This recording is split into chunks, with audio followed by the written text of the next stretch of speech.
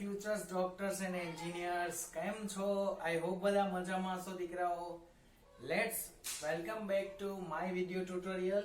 My self Hiren N Movaliya. ચલો તો શરૂઆત કરીએ આજનો જે સેશન છે એની. તો આપણે આગળના જે સેશન છે એમાં આપણે વાત કરી ચૂકેલા હતા ડાયપોલ વિશેની, કે જેમાં આપણે ડાયપોલ જે છે એ કઈ રીતે બને છે, શું હોય છે ડાયપોલ. પછી ડાયપોલના વિદ્યુત ક્ષેત્ર વિશેની આપણે વાત કરેલી હતી કે ભાઈ ડાયપોલની અક્ષ પરના કોઈ પણ બિંદુએ વિદ્યુત ક્ષેત્ર શું મળશે, ડાયપોલની વિષુવ રેખા પરના કોઈ પણ બિંદુએ વિદ્યુત ક્ષેત્ર શું મળશે. તો બસ આવી જ બધી જ પરિસ્થિતિઓ વિશેની વાત જે છે એ આપણે કરી ચૂકેલા હતા અને તેને રિલેટેડ આપણી એનસીઈઆરટી ની જે બુક છે એમાં એક ઉદાહરણ છે દીકરાઓ, જે ઉદાહરણની વાત આપણે અહીંયા કરવાના છીએ. ઓકે, ચાલો જોઈએ. જે છે આપણું ઉદાહરણ નંબર 10. એમાં આપણને શું કીધેલું છે? હકીકત આ ક્વેશ્ચન એટલો ઈઝી છે કે એની વાત જ ના પૂછો. તમારી પાસે જે આગળના સેશનની વાત કરીએ તો એમાં જે આપણે બે સૂત્રો તારવેલા હતા, ડાયપોલની વિષુવ રેખા પરનું વિદ્યુત ક્ષેત્ર અને ડાયપોલની અક્ષ પરનું વિદ્યુત ક્ષેત્ર. તો આ બંનેના સૂત્રો જ્યારે આપણે એપ્લાય કરીશું, બંને સૂત્રો જ્યારે આપણે મૂકીશું ને, તો બંનેના સૂત્રો પરથી આપણને ડાયરેક્ટલી જ ઈઝીલી જે છે એનો આન્સર આપણને મળી જવાનો છે. તો અહીંયા આપણે કોઈ આકૃતિ વિશેની કે કોઈની કઈ જરૂર પડે એવું છે નહીં. વગર આકૃતિ વગર કોન્સેપ્ટ જ આપણે આ વસ્તુ જે છે એ ડાયરેક્ટલી શેર કરી શકે, તો ડાયરેક્ટલી ફાઇન્ડ કરી શકવાના છે. ચલો છતાં બી જોઈએ આકૃતિના સ્વરૂપમાં કે કઈ રીતે બનશે તે. બે વિદ્યુત ભારો તમને +10 માઇક્રોકુલમ અને -10 માઇક્રોકુલમ કીધેલા છે. ચાલો લઈ લઈએ. Q1 બરાબર છે +10 માઇક્રોકુલમ અને Q2 બરાબર છે -10 માઇક્રોકુલમ. Okay, and the distance between two of them is equal to 5 cm. આ બંને વિદ્યુત ભારો વચ્ચેનું જે અંતર છે એ તમને આપી દીધેલું છે 5 સેન્ટીમીટર. એટલે કે આ શું આપેલું છે આપણને 2a ની વેલ્યુ કેટલી આપેલી છે? 5 સેન્ટીમીટર.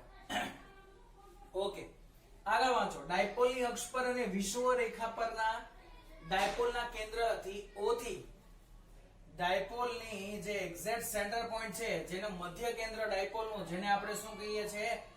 ડાયપોલનું કેન્દ્ર, ત્યાંથી 15 સેન્ટીમીટરના અંતરે અક્ષ ઉપર અને વિષુવ રેખા ઉપર. અક્ષ એટલે કે આ ભાગ થાય એનો. ઓકે, ચલો અહીંયા કોઈ અક્ષ પરનું કોઈ બિંદુ P કહી દઈએ, જે અહીંયા થી કેટલા અંતરે છે? O થી A છે પોતે 15 સેન્ટીમીટરના અંતરે. તો O થી 15 સેન્ટીમીટરના અંતરે અક્ષ ઉપર. અને બીજું તમને કીધેલું છે સેમ ટુ સેમ એવું વિષુવ રેખા માટે. વિષુવ રેખા એટલે થિયરીમાં આપણે ભણેલા કે ડાયપોલની અક્ષને લંબ રૂપે પસાર થતી અને ડાયપોલના કેન્દ્રમાંથી, ડાયપોલની અક્ષને એક તો લંબ રૂપે હોય અને બીજું કેવી હોય? ડાયપોલના કેન્દ્રમાંથી પસાર થતી અક્ષ. એના કોઈ P બિંદુએ, એના કોઈ બિંદુ P એ આપણે આ વસ્તુ લાવવાની છે. તો આપણી બે અલગ અલગ પરિસ્થિતિઓ છે. ચલો એ બિંદુ અહીંયા કઈ ધારી લઈએ, P બિંદુ. તો આના દ્વારા તો અહીંયા આપણને વિદ્યુત ક્ષેત્ર ડાયરેક્ટ મળવાનું છે. આપણી પાસે ડાયરેક્ટ જ સૂત્ર છે. યસ, આ અંતર છે એ પણ આપણે અહીંયા વાત કરી લઈએ કે ભાઈ 15 સેન્ટીમીટર આપેલું છે, જે આપણે આપણી થિયરીમાં R ધારેલું હતું. R અંતર જે હતું આપણે એ આપણું શું હતું અંતર? કેન્દ્ર બિંદુથી જ જે બિંદુએ આપણે વિદ્યુત ક્ષેત્ર મેળવવા માંગીએ છીએ તે કેન્દ્ર બિંદુથી વિદ્યુત ક્ષેત્ર મેળવવા માટેનું જે એપ્લિકેબલ પોઈન્ટ છે, કે જે બિંદુ પાસે આપણે વિદ્યુત ક્ષેત્ર જોઈએ છે તે બિંદુ સુધીનું અંતર હતું. તો તમને અહીંયા બસ આટલું જ જોઈએ છે આપણે દીકરાઓ, અને જે વસ્તુ આપણને ઓલરેડી મળી જ ચૂકેલી છે બધી જ કિંમતો, તો ડાયરેક્ટ જ આપણો આન્સર આવશે. ચલો તો ડાયપોલ જે છે એની અક્ષ પરના સૂત્રની વાત કરીએ તો ડાયપોલની અક્ષ પર r અંતરે આવેલા બિંદુએ વિદ્યુત ક્ષેત્ર વિશેની વાત કરીએ તો એ વિદ્યુત ક્ષેત્ર કેટલું હશે? તો વિદ્યુત ક્ષેત્રનું સૂત્ર ડાયપોલની અક્ષ માટે આપણને મળેલું E of x is equal to kq divided by r cube into p caret into 2. યાદ આવે છે કઈ? 2kp upon r cube into p caret. Okay, ચલો તો હવે p caret ની દિશામાં તો આપણને ડાયરેક્ટ આન્સર મળી જવાનો. p caret ની દિશા એટલે કઈ? ઋણ વિદ્યુત ભારથી ધન વિદ્યુત ભાર તરફની દિશામાં હોય. ઓકે, એટલે દિશા માટે તો આપણે આગળ જે છે એ કોઈ વધારે પડતી વિચારણા કરવાની કઈ જરૂર છે નહીં, ઈઝીલી ડાયરેક્ટ મળી જશે. ઓકે, ચલો આને કહી દઈએ a બિંદુ, આને કહી દઈએ b બિંદુ. તો a થી b સુધીનું જે અંતર છે સર, આ અંતર તો વધારે છે. ઓકે, આ અંતર કેવું છે? વધારે છે. હવે આને આપણે ધન વિદ્યુતભાર ગણો, આને આપણે ઋણ વિદ્યુતભાર ગણ્યો. અને અહીંયા તો કયો વિદ્યુતભાર આવે? પરીક્ષણ વિદ્યુતભાર આવે ને, એ તો ધન જ આવે. તો પહેલો વિદ્યુતભાર છે એના દ્વારા વિદ્યુત ક્ષેત્ર અહીંયા કઈ હશે? E1. અને E2 નું વિદ્યુત ક્ષેત્ર જે છે એ અહીંયા કઈ તરફ હશે? E2. તો કઈ વેલ્યુ જે છે એ વધારે થાય? તો સર E ની વેલ્યુ જે છે એ અંતરના વર્ગના વ્યસ્ત પ્રમાણ ઉપર હોય. શાના ઉપર હોય? અંતરના વર્ગના વ્યસ્ત પ્રમાણ સાથે બદલાય. ચલો આપણે આ લગભગ થિયરી કોન્સેપ્ટમાં નહોતા ભણેલા, અહીંયા જોઈ લઈએ કે ભાઈ વિદ્યુત ક્ષેત્ર જે છે એ અંતરના વર્ગના વ્યસ્ત પ્રમાણમાં બદલાય.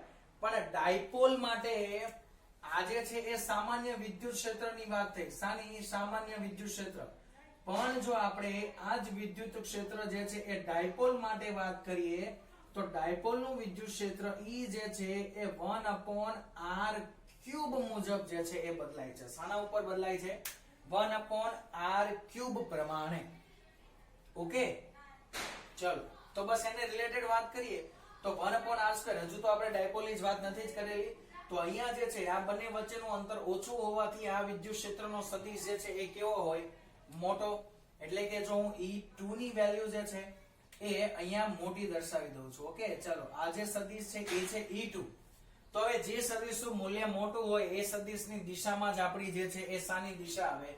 વિદ્યુત ક્ષેત્રની દિશા આવે. હવે ડાયપોલ મોમેન્ટની દિશા કઈ હોય? તો કે ડાયપોલ મોમેન્ટની દિશા જે છે એ હશે ઋણ વિદ્યુત ભારથી ધન વિદ્યુત ભાર તરફની. ડાયપોલ મોમેન્ટની દિશા કઈ છે? તો કે ડાયપોલ મોમેન્ટની દિશા છે દીકરાઓ હોય છે ઋણ વિદ્યુત ભારથી ધન વિદ્યુત ભાર તરફ. એટલે ડાયપોલ મોમેન્ટ આ તરફની ડાયરેક્શનમાં છે. ઓકે, પણ આપણું પરિણામી વિદ્યુત ક્ષેત્ર પણ કઈ દિશામાં છે? એ તરફની જ દિશામાં છે. તો અહીંયા જે છે એ આપણને p કેરેટ ની દિશા કઈ મળશે? p થી a તરફની. તો અહીંયા ચલો લખી દો p કેરેટ શું છે? p થી a તરફની દિશાનો એકમ સદિશ. ઓકે, આ શું છે? p થી a તરફની દિશામાંનો એકમ સદિશ છે. એટલે દિશા આવી ગઈ. બસ હવે કિંમતો મૂકી દો. કિંમતો મૂકો, જે મળશે આપણો ફાઇનલ આન્સર. ચાલો મૂકતા છીએ વેલ્યુ. તો શું આવશે અહીંયા? તો E અક્ષ માટેની વેલ્યુ આવશે 2, k ની વેલ્યુ 9 × 10⁹, q ની વેલ્યુ 10⁻⁴ માઇક્રો છે. માઇક્રો એટલે 10 ની કેટલી ઘાત થાય? 6. આ જે માઇક્રો ઘાત છે આપણી પાસે અહીંયા q1 અને q2 ની જે કિંમતો છે એ ઇક્વલ છે ±10 માઇક્રો કુલમ. તો એ માઇક્રો એટલે કેટલી થાય? 10 × 10⁻6 કુલમ થાય. ઓકે, તો સોરી 10 × 10⁻6. તો 10 ની +1 અને -6 એટલે કેટલી ઘાત બાકી બચે? -5 બચે.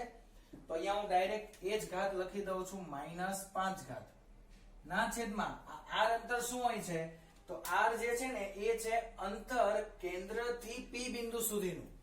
અને જે આપણે આપણી થિયરીમાં પણ એ જ અંતરને આપણે r ધારેલું હતું. તો અહીંયાથી આપણને r ની વેલ્યુ મળશે કેટલી મળશે? 15 સેન્ટીમીટર. તો સેન્ટીમીટર 15 નો ઘન છે એટલે કેટલા થશે? 15 × 15 × 15. સેન્ટીમીટર ને મીટરમાં ફેરવશો એટલે 10⁻2 -2 નો ઘન એટલે 10⁻6 થાય. બોલો હા કે ના? યસ સર થાય. ચલો હવે ઉપર આવ્યા 18, 9 × 18 અને નીચે 15 15 15 એટલે નીચે કેટલા આવી ગયા? 15 × 15 225. 225 × 15 કરશો એટલે તો બહુ મોટું થઈ જશે. Okay, pin required for additional security. Okay, ચલો તો હવે વાત કરીએ. ઉપર આવી ગયું 18, 18 ભાગ્યા 15, એને ભાગ્યા હજુ 15, એને ભાગ્યા હજુ 15. તો 0.00533333 એવો જવાબ આવે છે. 0.00533 into 10⁻, પાવર ગણો ઉપર +9 -5 એટલે 4 વધી, નીચેથી આ 6 ઉપર જાય એટલે +4 થઈ જાય, 6 ને 4 કેટલી થઈ જાય પાવર 10. પાવર કેટલી થઈ જશે 6 ને 4 પાવર જે છે એ થઈ જશે 10.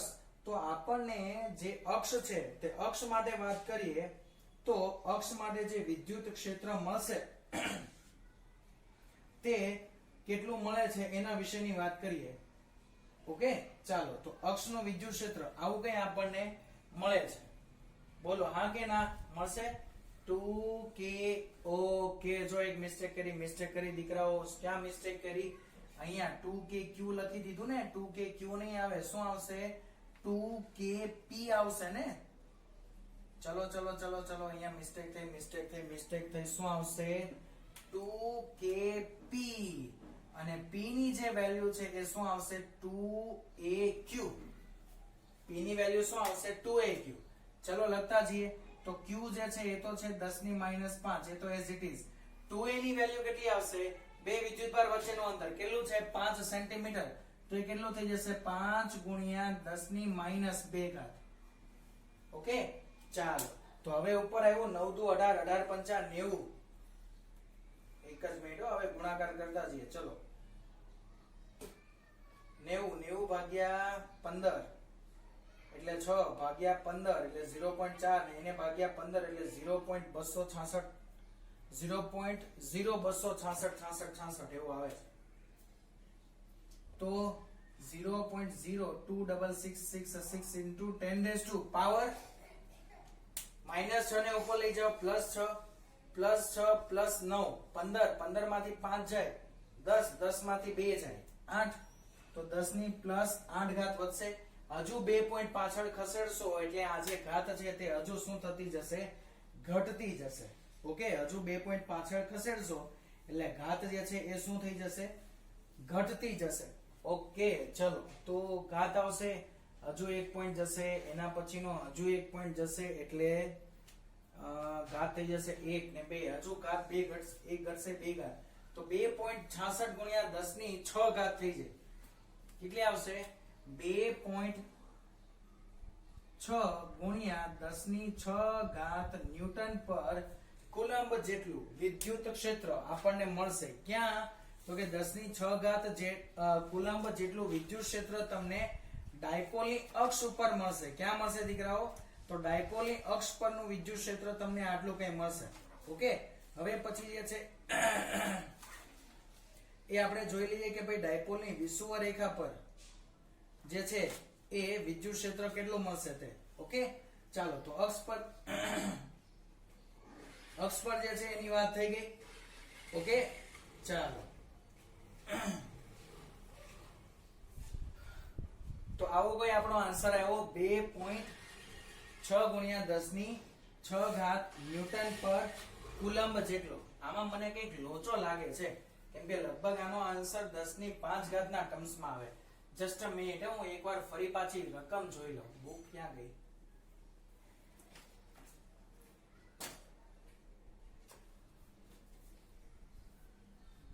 માઇક્રોકુલમ એકબીજાથી 5. ઓકે, મેં અહીંયા 5 સેન્ટીમીટર અંતર લીધેલું છે અને તમારી ટેક્સ્ટ બુકમાં આ જે અંતર છે એ મિલીમીટર આપેલું છે. કેટલું આપેલું છે? મિલીમીટર. કેમ કે સેન્ટીમીટર અંતર તો ખૂબ જ મોટું અંતર થઈ ગયું. તો અહીંયા પણ શું આવશે? મિલીમીટર આવશે. ઓકે દીકરાઓ, તો અહીંયા પણ શું આવશે? મિલીમીટર. તો જોજો મારી જેમ ઉતાવળમાં ભૂલ ના થઈ જાય. તો એ અંતર 5 મિલીમીટર ને મીટરમાં ફેરવો એટલે 10 ની -3 ઘાત થાય એટલે હજુ એક ઘાત અહીંયા ઘટશે. તો અહીંયા જે છે એ 7 ઘાત થઈ ગઈ અને 2 ઘાત હજુ અહીંયાથી ઘટી એટલે અહીંયા થઈ ગઈ 5. યસ, તો હવે જવાબ આવી ગયો. તો અહીંયા આવશે 5. ઓકે, તો આ અક્ષ ઉપરની વાત થઈ ગઈ. એવી જ રીતે વિષુવત રેખા માટે તો હજુ આનાથી આસાન. શું? આપણે સવારના નહીં આગળનો જે સેશન છે એમાં જોઈ ગયા કે અક્ષ પરનું વિદ્યુત ક્ષેત્ર એ 2 × E વિષુવત રેખા. અંતરો સમાન હોય તો જો અહીંયા અંતર 15 સેન્ટીમીટર સમાન છે એટલે હું ડાયરેક્ટ અહીંયા શોર્ટકટમાં મૂકી દઉં છું, બાકી મુકાશે નહીં. તો E વિષુવત રેખા માટે આપણે જોઈએ છે. કઈ રેખા માટે? તો વિષુવત રેખા માટે શું થઈ જાય ઈ અક્ષ ડિવાઇડેડ બાય 2 તો કેટલું છે 2.66 ગુણ્યા 10 ની 5 છેદમાં 2 તો 1.33 ગુણ્યા 10 ની 5 ઘાત ન્યૂટન પર કુલમ થઈ ગયું. ચાલો ઓકે. અને જો આના વિષુવત રેખા માટે દિશાની વાત કરીએ તો વિષુવત રેખા માટે પણ દિશા કઈ આવશે તો વિષુવત રેખા માટે દિશા બનશે આપણી p કેરેટ ની દિશા. ફરી પાછી કઈ દિશા બનશે p કેરેટ ની કે વિરુદ્ધ p કેરેટ ની? p કેરેટ ની વિરુદ્ધ દિશા. કેમ વિરુદ્ધ? કેમ કે આ જે જવાબ છે ને એ આપણો કેવો બનતો હતો થિયરીમાં યાદ કરો માઈનસ બનતો હતો. તો વિષુવત રેખા પરનું જે વિદ્યુત ક્ષેત્ર છે તો વિષુવત રેખા પર જે છે એના માટે p કેરેટ ની જે દિશા હોય છે એ a થી p તરફની હશે. ક્યાંથી ક્યાં તરફ? a થી p તરફ. p થી a તરફ નહીં, અહીંયાથી આ બાજુ નહીં, ઉલટી દિશામાં. એટલે કે a થી p તરફની જે દિશા છે તે દિશામાં હશે. ઓકે. આઈ હોપ બધા દીકરાઓ જે છે તમને લોકોને ખ્યાલ આવી ગયો હશે. જેટલું ઈઝી કોન્સેપ્ટ બને એટલું યાદ રાખવાનું. અને જો આવા કોન્સેપ્ટ હોય ને એટલે ડાયરેક્ટ સીધા યાદ રહી જાય. પણ હા દીકરાઓ એક વસ્તુ છે કે જો તમને એનસીઆરટી તમને ઉદાહરણ જે છે એ 3 માર્ક્સમાં પૂછાય, ઓકે, આવું તમે ક્યારે કરી શકો? આવું શોર્ટ ફોર્મેટમાં ક્યારે પતાવી શકો? જ્યારે તમારે આવું જે શોર્ટ ફોર્મેટમાં ત્યારે જ પતે કે જો આપણે કોમ્પિટિટિવ એક્ઝામ લેવલના એક્ઝામો સોલ્વ કરતા હોય તો. કેમ કે ત્યાં ખાલી આન્સર જ આપણે એબીસીડી આપવાનો હોય. પણ જો તમને આ ક્વેશ્ચન આખો 3 માર્ક્સમાં પૂછેલો છે, કેટલા માર્ક્સમાં? 3 માર્ક્સની અંદર, તો તમારે જેમ આ રીતે અહીંયા આપણે અક્ષ માટે તારવેલો છે એ રીતે સેમ ટુ સેમ તમારે અહીંયા વિષુવત રેખા માટે પણ તારવવું પડે. ઓકે. એના વગર ડાયરેક્ટ શોર્ટકટ મુકાય નહીં. ચલો હવે આના જેવો બીજો એક ક્વેશ્ચન જે છે એ ડાયપોલ માટે જોઈએ.